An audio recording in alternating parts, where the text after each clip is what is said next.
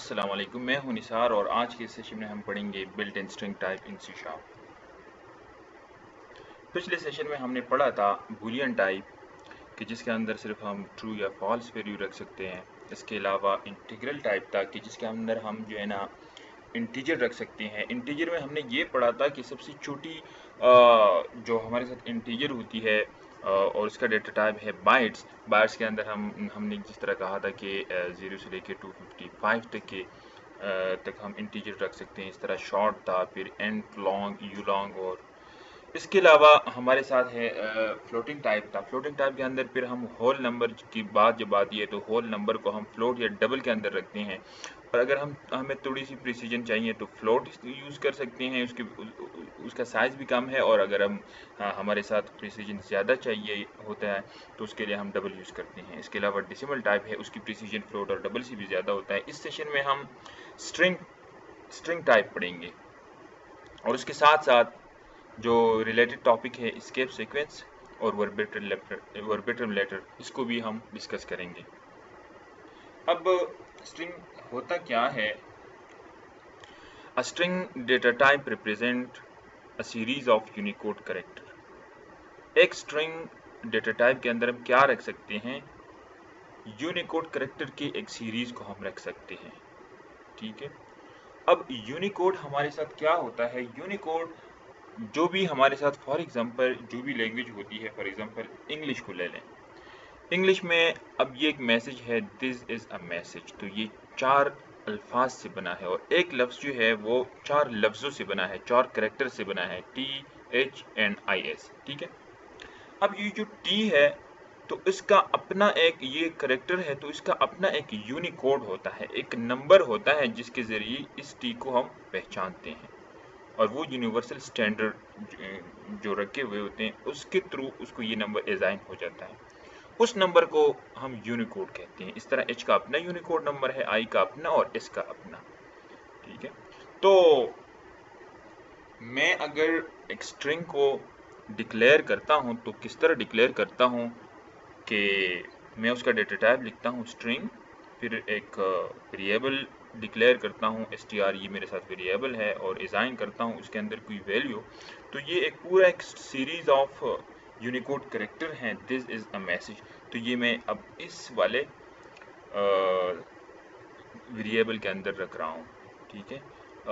Practical अगर देखा जाए, ठीक है, मैं एक वेरिएबल लेता हूँ जिसका नाम है नेम और उसके अंदर मैंने एक वैल्यू रखी कोड हंटर पी के। ठीक है। ये पूरा एक स्ट्रिंग है, यहाँ से बैक दरमियान में इसके अंदर ये जो हमारे साथ है ये स्पेसेस हैं। ठीक है। और एक लफ्ज़ ये है, दूसरा ये 3 लफ्ज़ हैं। अब इस पूरे स्ट्रिंग को मैंने 2 कोट्स के अंदर बंद किया हुआ है। तो इसका क्या मतलब है? ये जो फर्स्ट कोट डबल कोट्स है, इसके मानी है सी शार्प के अंदर starting of the character, starting of the string, और इसका मतलब है एंडिंग ऑफ द स्ट्रिंग।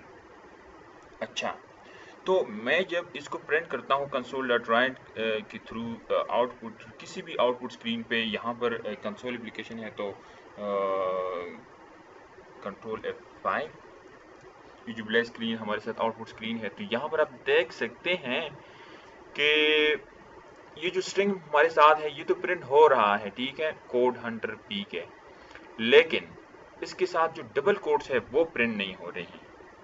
तो जो डबल कोट्स हमारे साथ है सी शार्प के अंदर, इसके अपने खास मानी है, जिस तरह मैंने बताया कि इसका है स्टार्टिंग ऑफ द स्ट्रिंग और इसका है एंडिंग ऑफ द स्ट्रिंग। ठीक है। अब मेरे साथ एक सिनारियो है और उसके अंदर मैं चाहता हूं कि ये जो स्ट्रिंग मेरे साथ है, ये इसके साथ ये जो डबल कोट्स है ये भी प्रिंट हो। तो उसके लिए मैं क्या करता हूँ, सी शार्प के अंदर हमारे साथ एस्केप सीक्वेंस होते हैं, एस्केप सीक्वेंस कैरेक्टर होते हैं कि जो हम ये हेल्प हमें देते हैं कि आप किसी भी दूसरे, फॉर एग्जांपल हमारे साथ एक मैं चाहता हूँ यहाँ पर कि अगर मैंने डबल कोट्स में इसको रखना है तो मैं एक और डबल कोट्स यहाँ पर लिख लेता हूँ, ताकि ये तो वैसे भी प्रिंट नहीं हो रहा, मैं ये चाहता हूँ कि ये वाला प्रिंट हो। ये नहीं प्रिंट हो रहा, ये इसका मानी है स्टार्टिंग ऑफ द कैरेक्टर, तो इसका क्या मानी है?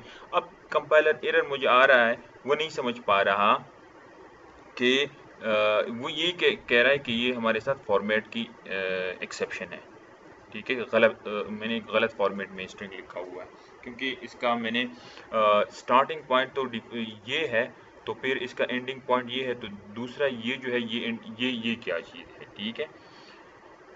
कंपाइलर को सही समझ नहीं आ रही, तो उसको बताने के लिए मैं ये कह रहा हूँ कि ये जो डबल कोट्स है उसको मैं as a regular printable character output screen पे प्रिंट करना चाह रहा हूँ। तो उसके लिए जो एस्केप सीक्वेंस करेक्टर है वो है बैक स्लैश।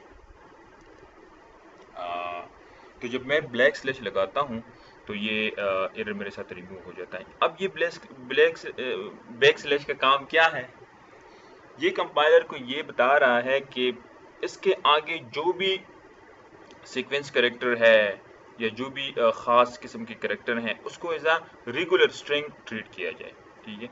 इस तरह मैं यहाँ भी एक बैक स्लैश लेता हूँ और उसके बाद डबल कोट्स। तो ये डबल कोट गो के अपनी एक मानी रखती हैं, लेकिन बैक स्लैश के थ्रू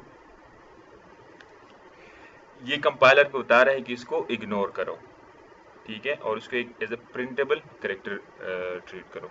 अब मैं इसको प्रिंट करता हूँ। अच्छा, तो ये आप देख सकते हैं कि ये जो है ये स्ट्रिंग मेरे साथ डबल कोट्स के अंदर प्रिंट हो गया।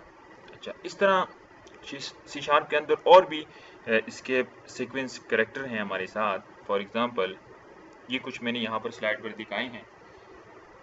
एक सीक्वेंस एस्केप सीक्वेंस मेरे साथ है स्लैश एन।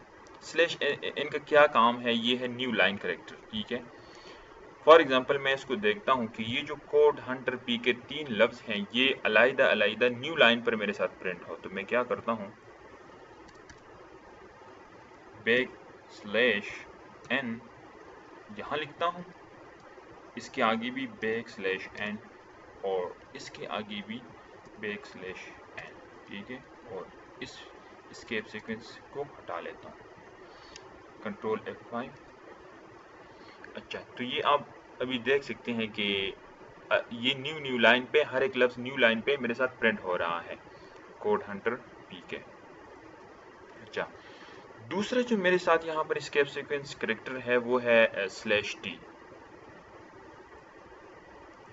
अच्छा, मैं अब चाह रहा हूँ कि यहाँ पर अगर मैं बैक स्लैश एन को हटाता हूँ और उसको एज जेड मैं इसको प्रिंट करता हूँ, कंट्रोल F5, ठीक है। तो ये आप हर लफ्ज़ के दरमियान देख सकते हैं कि एक नॉर्मल स्पेस आ रही है, ठीक है। अब मैं इस वर्ड और इस वर्ड के दरमियान वन टैप स्पेस रखना चाह रहा हूँ, तो उसके लिए बैक स्लैश टी ये वाला एस्केप सीक्वेंस यूज़ करता हूँ, ठीक है। इसको मैं प्रिंट करता हूँ, कंट्रोल F5। अच्छा, तो यहाँ पर आप देख सकते हैं कि इसके दरमियान यहाँ से लेके यहाँ तक ये वन टैप स्पेस हमारे साथ नज़र आ रही है, तो ये इस एस्केप सीक्वेंस की वजह से है, ओके। इसके अलावा अगर मेरे साथ एक सिनारियो है कि मैं एक जो किसी भी विंडो का पाथ उसको मैं प्रिंट करना चाह रहा हूँ। फॉर एग्जांपल ये एक मेरे साथ विंडो पाथ है, लेकिन ये मैं प्रिंट नहीं कर सकता। क्यों? इसलिए कि ये जो बैक स्लैश करेक्टर है इसकी वजह से मुझे एरर आ रहा है कि ये तो सी शार्प के अंदर अपनी एक मानी रखती है, ठीक है, और इसको मैं दो कोटेशन के दरमियान मैंने इसको रखा हुआ है, तो कंपाइलर मुझे एरर दे रहा है, अनरिकॉग्नाइज्ड एस्केप सीक्वेंस, ठीक है। तो उसको मैं रिकॉग्नाइज किस तरह बनाता हूँ, तो इस वाले बैक स्लैश के थ्रू, ठीक है।